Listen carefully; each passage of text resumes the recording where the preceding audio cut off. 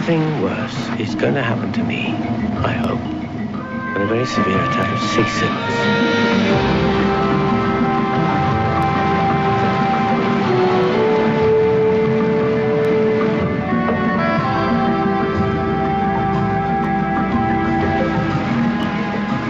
Major Erich Stennis. You're all right. You can damn well swim.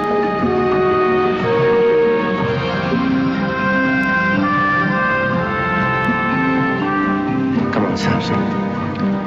Enrollment is all about telling lies to very highly skilled liars.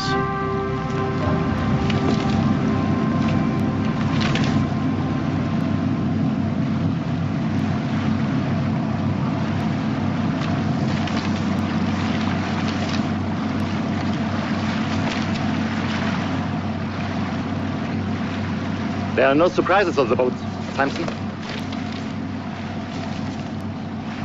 Are you working out our fuel consumption to see if we might reach Sakhalin Island? Oh, I'm sure there are plenty of Russian trawlers that would help us on our way.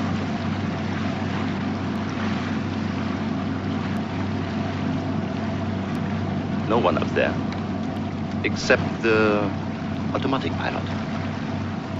Biedermann has all the equipment.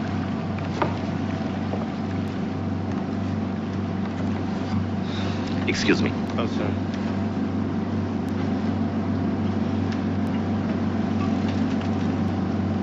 I think you need a drink. Still drinking vodka orange?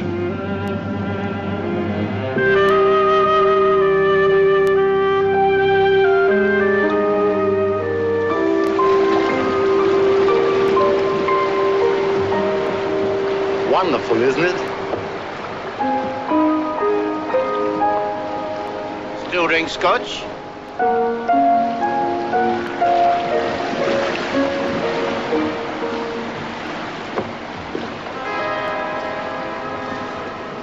Still allergic to boats? Only one person in the world knows that. It's all down in our files now.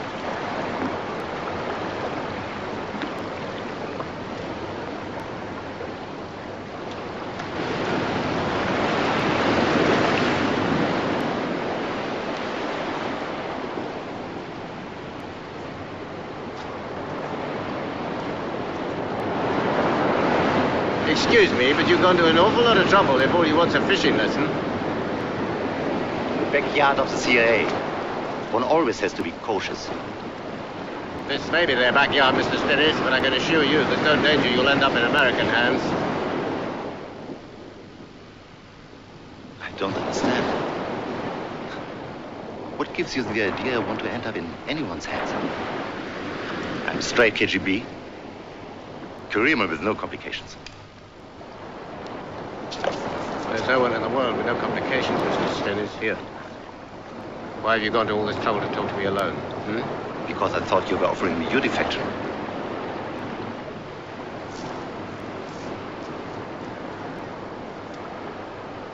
Thank you. Bitte.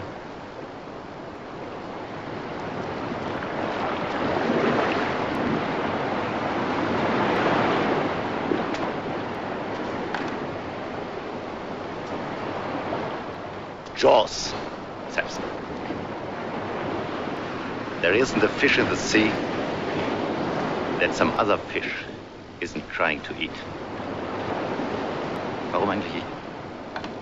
Why me? You're the great white that London seems to want to catch, Mr. Stennis. You've been targeted. Starred as an exceptional enemy agent. Is that so? Come on. Don't tell me you were sent as the only British agent who could recognize me. No, I think I was sent as the only British agent you'd recognize. Why should I want to defect? Is London so stupid to think I resent the arrival of Fiona in Berlin? She's a very smart lady. Your wife.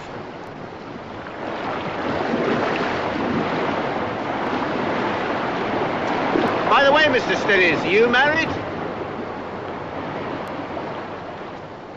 You know damn well I'm married. You mean your files say that I fool around with girls? It's better to fool around with girls than sitting in my small little house, watching West German television advertise. All the things my wife wants and can't get. Yes, I would imagine the KGB would classify that as domestic instability. You're right. They give you a black mark and send you on a leadership course on Sakhalin Island.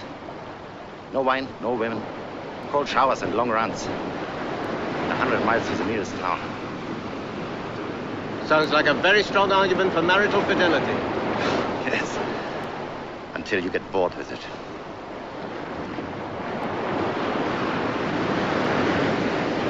Are you offering me divorce as a motive for defection?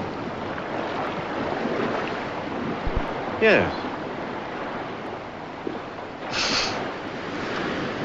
If this was a serious negotiation, you would be expecting me to defect with high-class material. That would be the only price acceptable. In return for which? Oh, money? New identity? House? Usual things. Boat?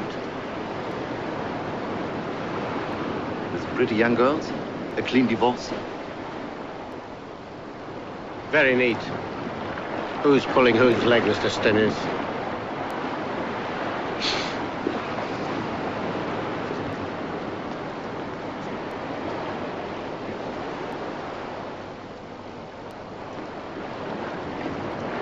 And what kind of material would London expect? Well, they'd expect you to break a network. A real network, not just a list of names who've already flown the coop, not leaving a forwarding address. That would just make everybody bad-tempered, and they start to think you were still on salary from Moscow. You make everything crystal clear. I'm not instructed to offer specific terms. You do understand. Why indeed should you? Has our conversation not been entirely theoretic? A charade?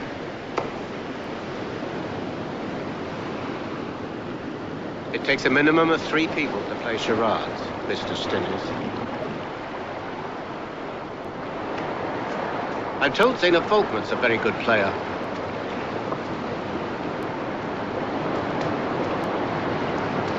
You will communicate nothing of our conversation to your embassy in Mexico City? No, of course not. Except to say that terms were offered to me and refused. You can tell them to wire that back to London in their usual coding. Usual coding? My colleague Pavel Moskvin will then find out where I've been. Your embassy in Mexico is not as secure as it believes itself to be. You can have that done for free. Thank you. Bitte. A gesture of good faith, if you like. Who knows, maybe even a down payment.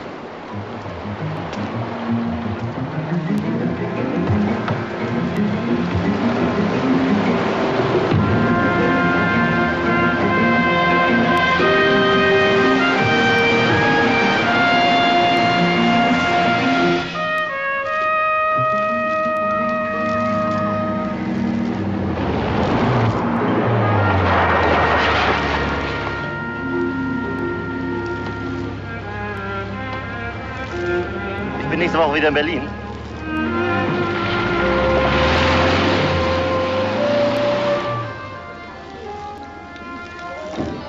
Don't trust him, Bernie.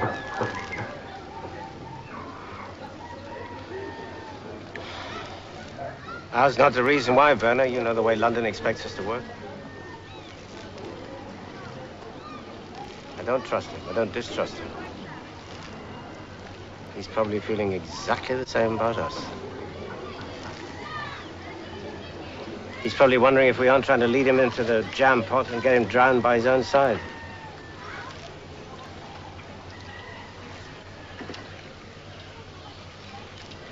Did he look to you as if he was biting? What, at my wife? He's not asking the right questions, not yet. That's a game, Bernie. Being in the right place at the right time. But what's he doing in Mexico? You bet he's not here for Biederman. Maybe he's here for Dickie Cryer in Silicon Valley. Dickie Cryer. We'll probably find Dickie Cryer on some expensive beach somewhere with a cocktail in one hand and a pencil and paper in the other, making little sketches for the report he's going to write on the plane going home after he's picked my brains. Also, tell me something I didn't know. Look, if this Stinnes thing works out, Dickie's going to take all the credit, right? If anything goes wrong, I get the blame. Right?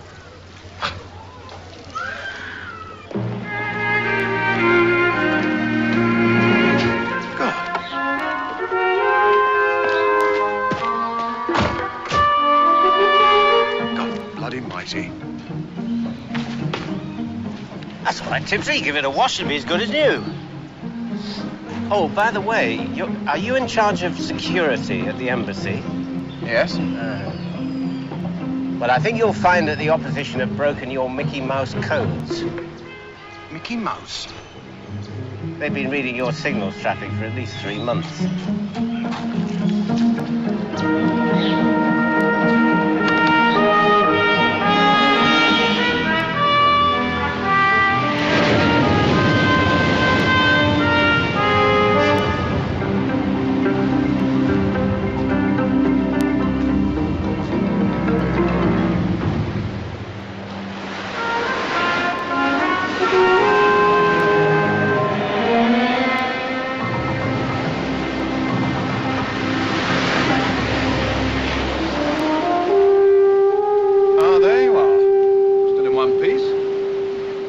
Well, talk to me, Bernard, talk to me. It's our Cossack for turning. Unfortunately, Dickie, things are never quite that simple. You mean we're wasting our time? Yes, probably. Is that all you can say after 5,500 miles? And 10 days hotel bills? I'm the one who's got to write a report on this before we get home to London. Sitting up on the plane all bloody night, I suppose. Stinnes is a pro, Dickie. He's hardly likely to give himself away in the first 5 minutes. Well, are there any positive signs? Yes, he's bored with his wife, and the KGB frown on adultery. So do we, Bernard, so do we. Oh, I say. Reminds me of that impertinent girl in the Yellow Submarine. Who, Gloria? Let me say, we're there already. Worker bees, Dickie. We all stick together making honey? Don't waste any time, do you? No. Fair bit of damage to my motor, Dickie. Stick it a claim, Henry. Stick it a claim. Well, thank you so much for all your support.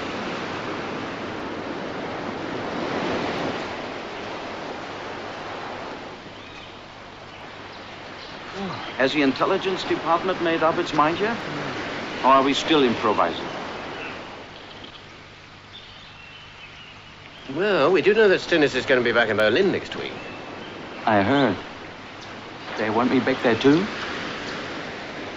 I want you there, Werner. With Zena. He seems to trust her. Trust or lust, Bernie? What's the difference? So you're asking your friend to pimp his wife? For Queen and country, Werner. Not my queen. And not my country. We've adopted you, Liebling.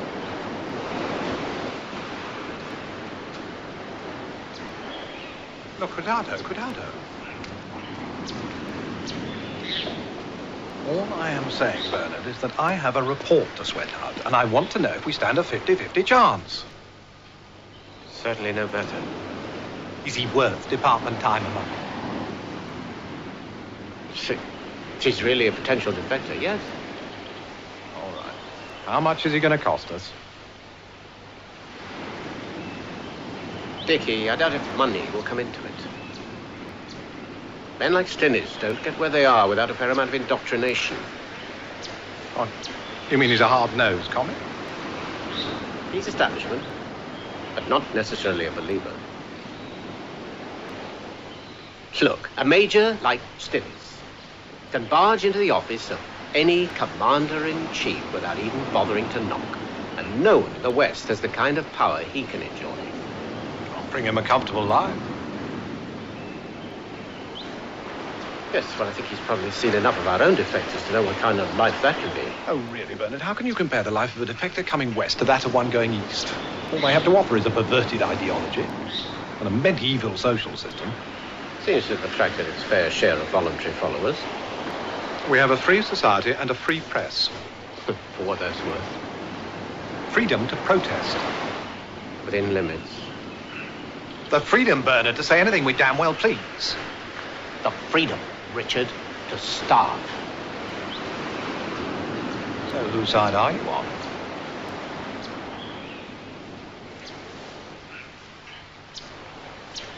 Look, all I'm trying to tell you is that I don't think Stills is the kind of man who's going to sell his soul for a wall full of hi-fi components and a microwave. That's all. Okay?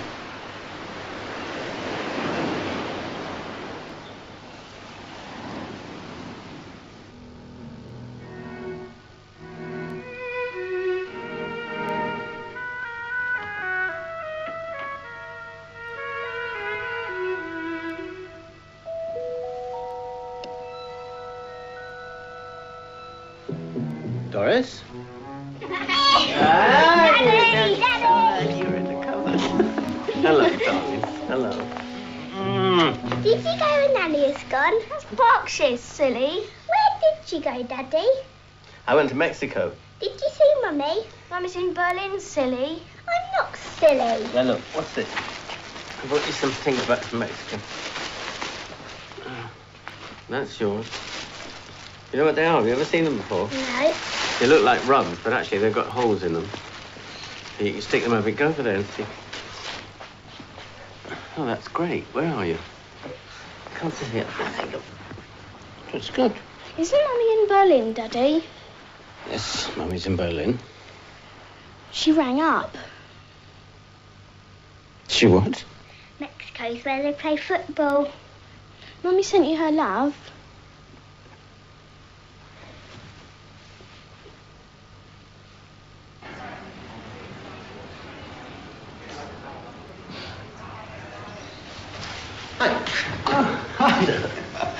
No sombrero for me, Bernie. You sleep enough as it is, Julian.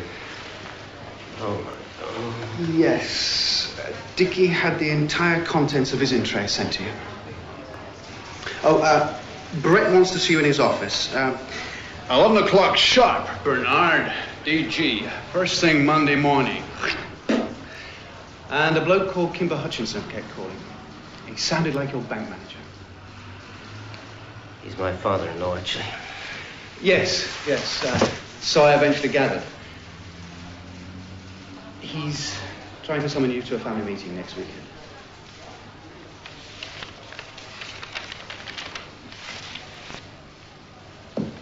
HPWT. What's that? Julian Mackenzie. Have passport, will travel. Or would if you could. I already told you, Julian, you're overqualified. Cambridge firsts get recruited only for their brains. Brains in here.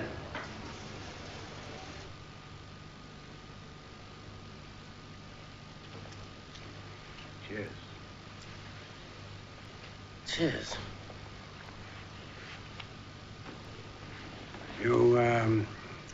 You probably heard I took a little of the load off Dickie Cryer's shoulders while he was in Mexico. For the time being. Something to take the place of Brahms, is it? Yes, sir. I suppose you must find yourself at a bit of a loose end. I want to make it clear that although I'm senior to Dickie, that doesn't mean he's not still in charge of the German tests. Okay? Okay. Okay. Any observations on this guy, Stinnes? Oh, none. I'm sure that Dickie hasn't already reported. Off the record. We made contact. Who made contact? Dickie makes it sound as though he'd negotiated with Stinnes face to face. No one's negotiated yet, Brad. Do I have to drag every word out of you? What did he say? How did he say it? Well, if he defected, he'd be a good source. But the chances are it'll never happen. You're not saying drop the whole thing. If you and Dickie in the department have got nothing better to do, go ahead. It's time Dickie saw some experience at the sharp end of the business. Is that job intended for me, too? You've never seen a real Russian close to.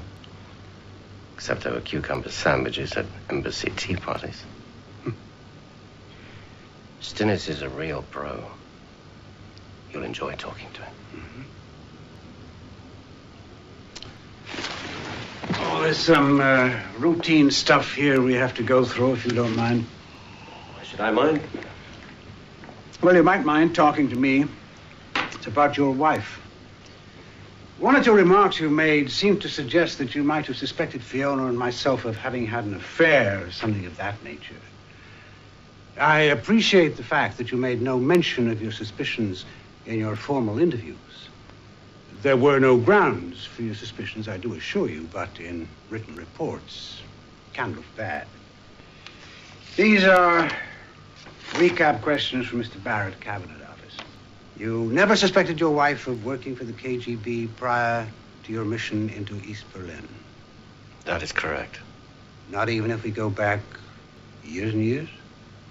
Especially if we go back years and years. She was my wife. No suspicions? None at all? There's something you should remember, Brad. There's something you should all remember.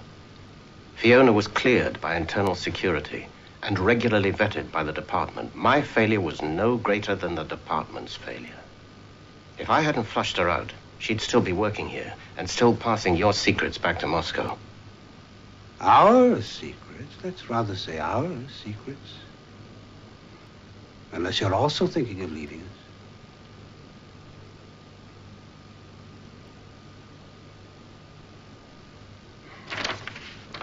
I don't mean to make things more difficult for you, Bernard, but the moment family becomes a departmental issue, it has to be assumed that your private and professional lives are somewhat out of control.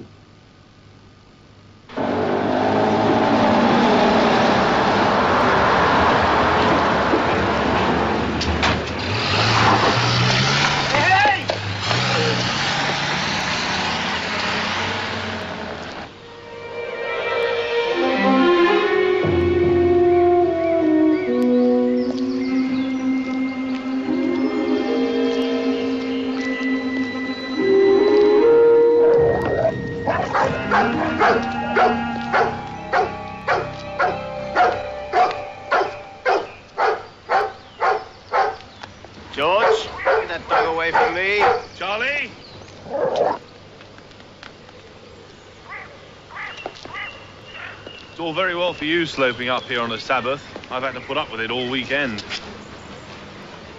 Tessa's keeping as far away from her father as possible. We only see her to eat and sleep.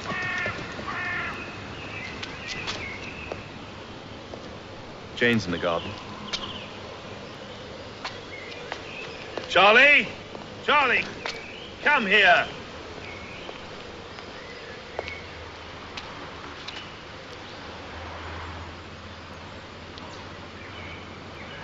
Jane? Hello? Hello, Bernard.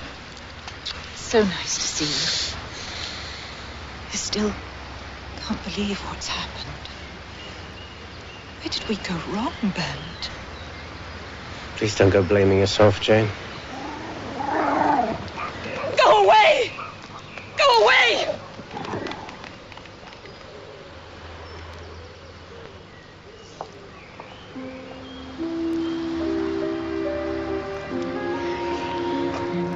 David's out galloping at the moment.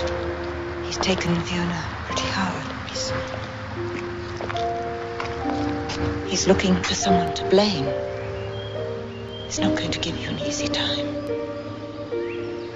Well, I just have to wear my thick skin there, won't I? Have you got one at the moment?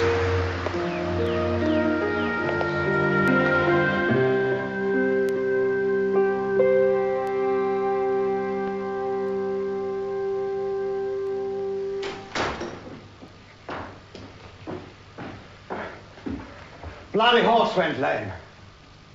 Bernard! David. Long way to come just for Sunday lunch. Yes, I'm sorry I couldn't get here any earlier. Where were you? Bailey Moore. Thought we were meant to be riding together. I couldn't find you, Daddy. And Max dropped a shoe at Clennell's Gap. Practically had to carry the lighter home. Rather heavy, I imagine.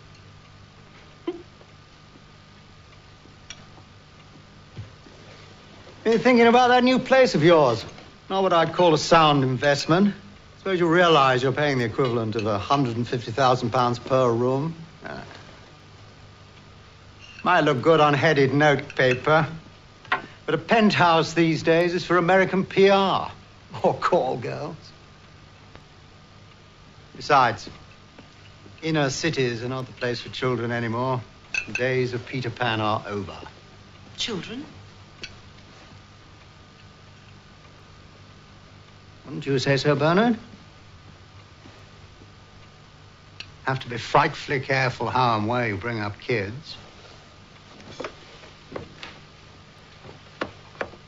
For what we're about to receive, may the Lord make us truly thankful.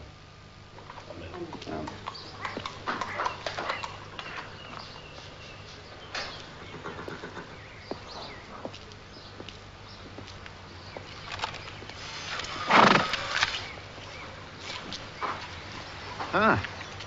You've discovered my little secret. I all start off in photographs. Well, Michelangelo would have used a camera for the Sistine Chapel if he'd had a chance.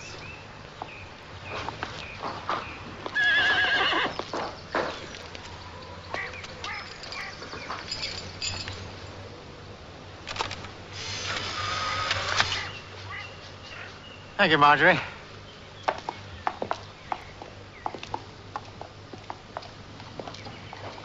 I can never draw horses.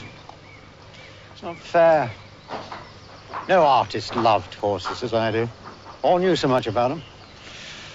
Even tracing it off a photograph, it doesn't come right. Maybe you should trace paintings, not photographs. And trace the stubs, you mean? Not a bad idea.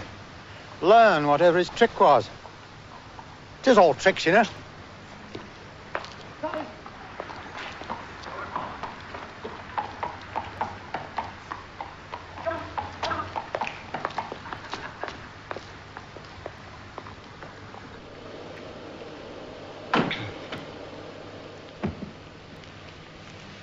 Been jotting down your figures.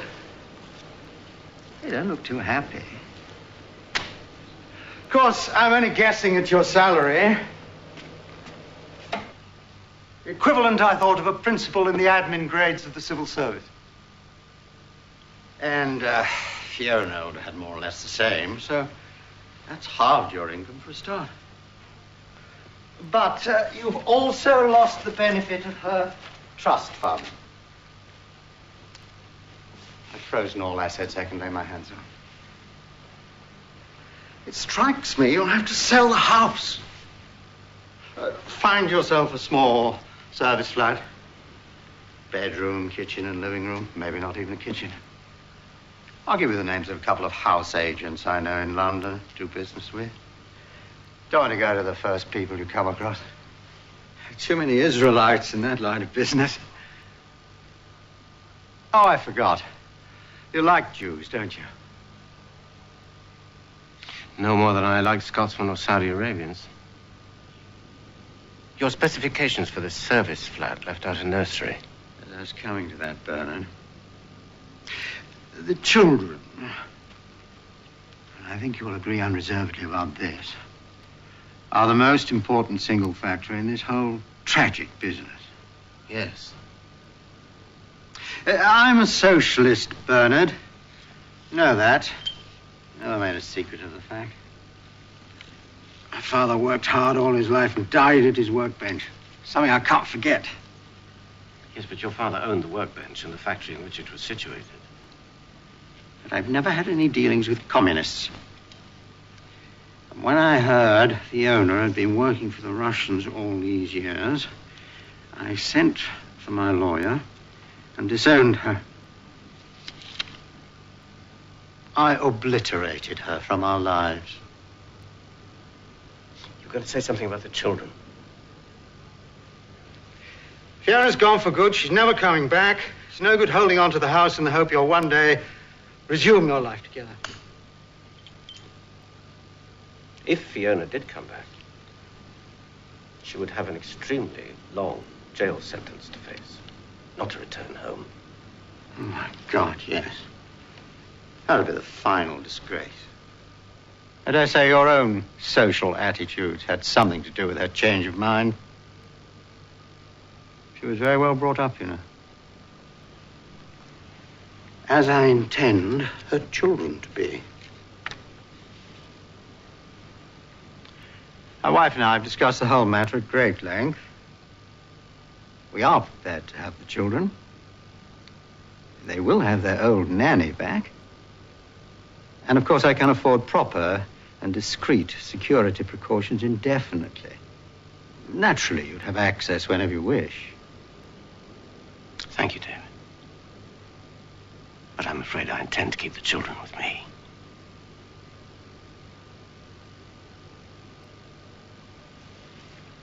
And, where are they this weekend? They're with my mother. She's really far too old to cope with young children.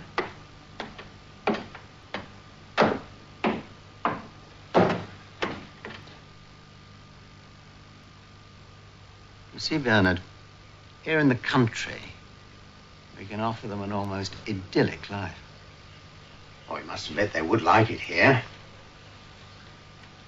Grandparents do have rights, you know. Think it over, and don't say no. I don't want to find myself fighting for custody of the children through the law courts. I pay far too much money to lawyers as it is. You'd be wasting your money, David. The court will always give custody to the parents. Don't be so sure. I'm advised that my chances of legal custody are good. It's just that I don't fancy paying a lawyer lots of money to tell the world what an evil and irresponsible son-in-law I have. And I don't suppose your department would exactly encourage you into a long and noisy legal wrangle, having gone to so much trouble this far, to hush the whole thing up.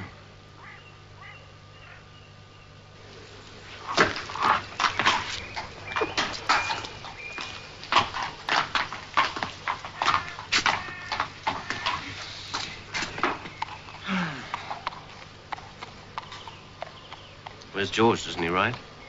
George is being moody with me. Usually means you're having an affair with someone, doesn't it? I wouldn't tell you if I was. You're a single available man now, and one I've always loved and desired. Good girl, Tess. I saw Giles Trent the night he was killed. I told him goodbye, just like you said. I think that cured me of men forever. Yes, well, it's lucky you didn't walk up the stairs with him that evening. That could have cured you of everything forever. Bernard, I had Fiona's Mercedes picked up while you were away. Better to get rid of it. Too many unhappy memories for you to want to use it, I'm sure. You think of everything. I do try. Don't you dare give in to him. He screwed my life up. He screwed Fiona's life up. He's not going to screw up the lives of your children as well. Oh, Mother told me what he was going to tell you. She's against it, but she won't fight it. She gave up fighting him years ago. So did Fiona. Fiona joined the communists instead. Fiona spoke to the kids on the phone the other day. Yes. She spoke to you as well. She doesn't want the kids to come here, and she'll do anything to stop it. She doesn't want them anywhere near him. I think I'd kill my sister for hurting you so much. Who's to say it still hurts?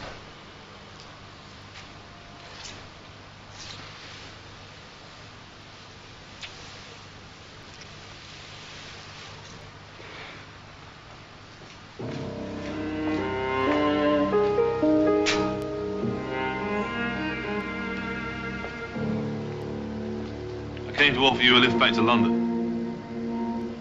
Some of us have Monday mornings catching up with us.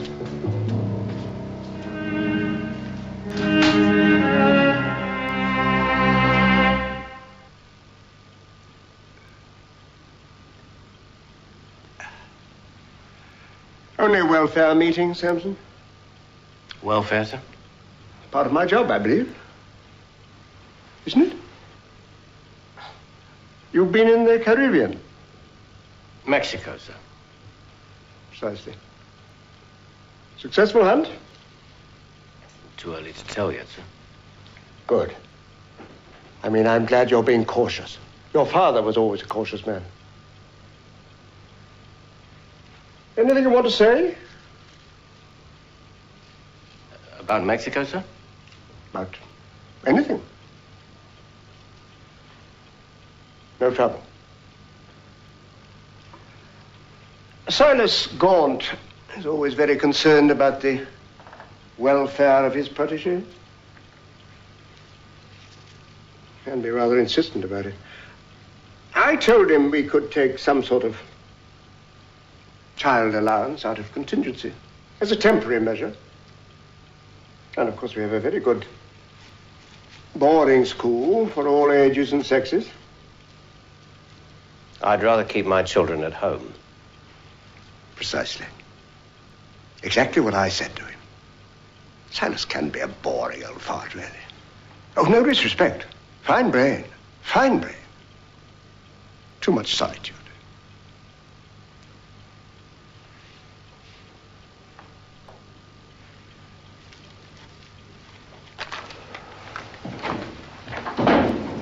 Ah, there you are. You might have financial problems, Samson, but you can't possibly submit expenses like this anymore. You'll have to itemize, correlate, justify, append receipts. But they don't give receipts in Mexico more. We have new auditing systems. The slimlining and reduction of unnecessary expenditure, taxpayers' money. We are not the BBC, you know, Samson. Good housekeeping essential.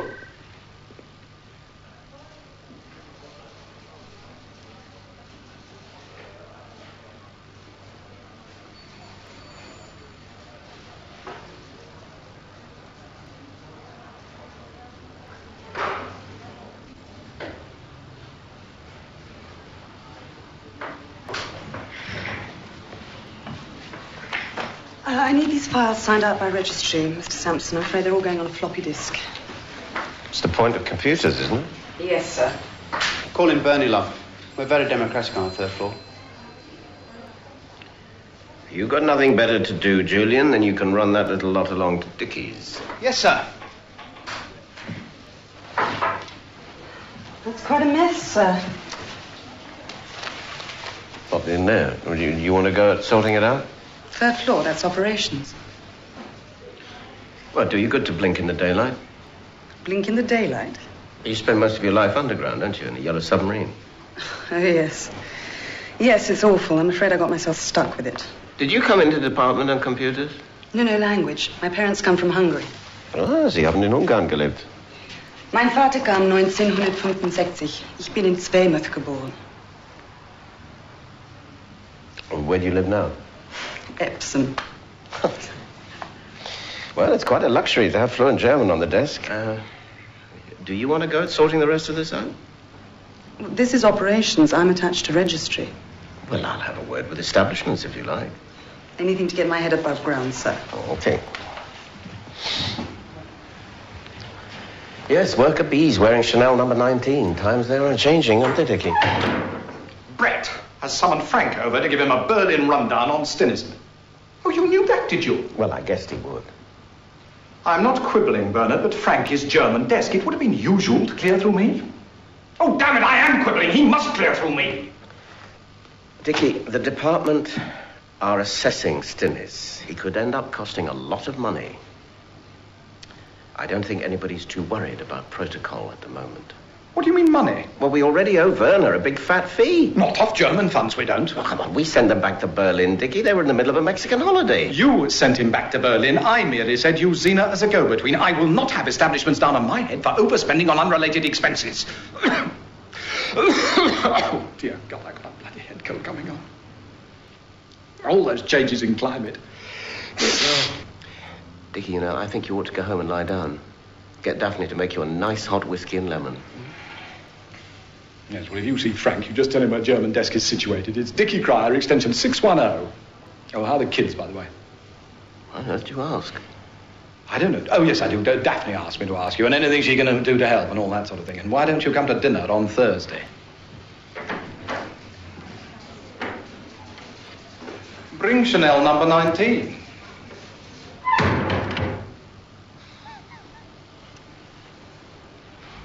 Sally, stop throwing things. Ooh. Hello, Daddy. Hi, Daddy.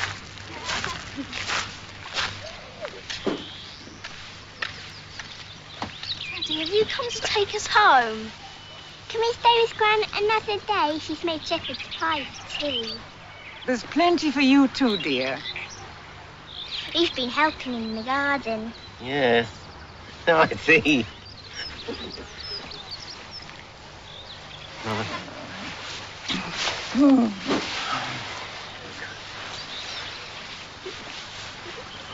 Is everything... I'm all right, Mother. Really. Everything's fine. I could have the children for 2 or 3 days if it's any help. What are you doing? Gramps rang up. He said you're going to go and see him and ride the horses. Come on. He just rang for a chat. It won't be just a chat next time. I'm afraid he's after custody of the children, Mother. I expect he wants you to back him up. Oh, dear, people get so dramatic, don't they? Frank Harrington's inside. It's so nice to see him again.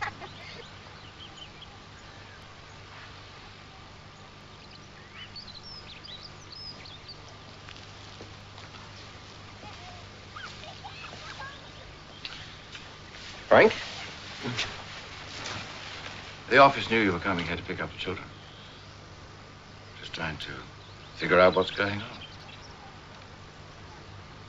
Nice to see your mother after so long. He's in, Dickie. He's miffed. Oh, Dick's a desk man. You're the file officer. Brett Rensler? Brett lost Brahms. He's looking for another source. He could hardly play Stinnis all on his own, so he has to use Dickie and the German desk. Frank Harrington? We've known each other a long time. 1945 in Berlin. Your father was one of the first men to take his family out to occupy Germany. I was touched by that, Bernard. So many of those chaps didn't mind at all leaving their wives. They were leading the plush life of the conqueror. There's nothing much you couldn't obtain for a price of a cigarette or a box of ration. But your father, he wanted his wife and his son out there with him. I respected him for that. And a lot else. What exactly are you trying to tell me, Frank? I want all this to come out right for you. All what? You're bound to remain a prime suspect until cleared by first-class corroborative evidence. Listen, Frank, I was the Charlie that put the finger on my wife, remember? The one who tipped her off in time for her to get away. Perhaps that's how Moscow wanted it done. To leave you still here, highly placed, with the gilt-edged credential of having turned in your own wife.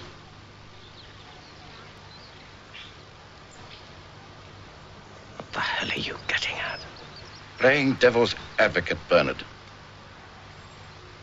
Let's just say, if you were to show that you were unwilling or unable to enroll Stinnis, people might think that we didn't want us to get our hands on him.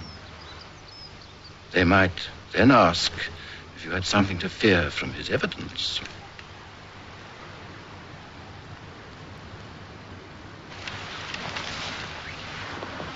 Has Fiona tried to get in touch with you?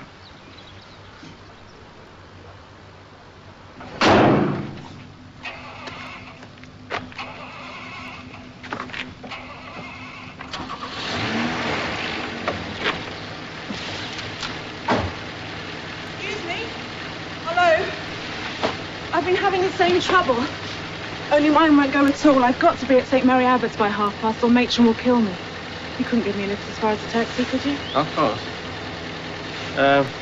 Yeah, go on. Hop in.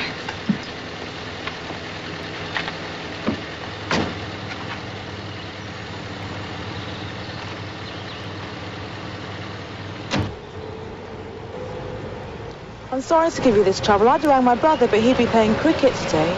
Are you a cricket fan? Me?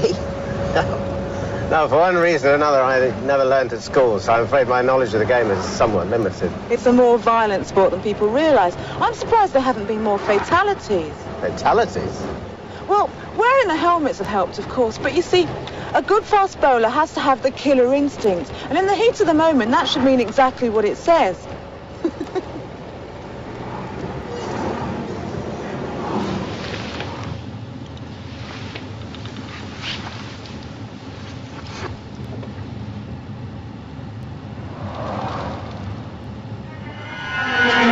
Sorry to have to do this to you, Mr. Sampson. Keep your eyes on the road and follow my directions and everything will be fine.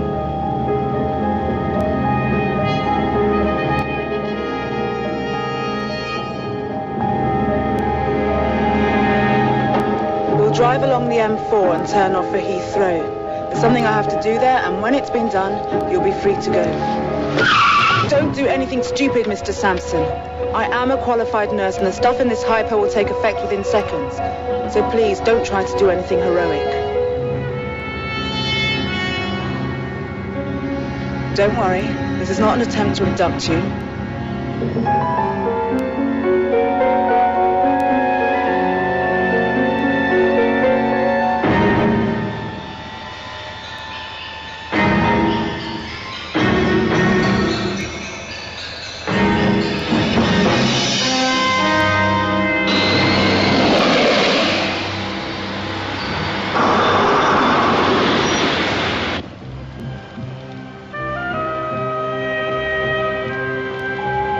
Terminal 2, pull in there.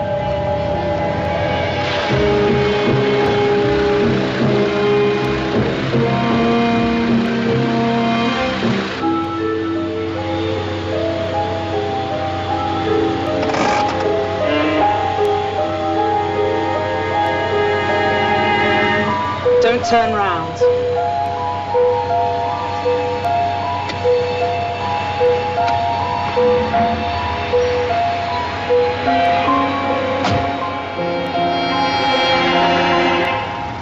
Hello, darling.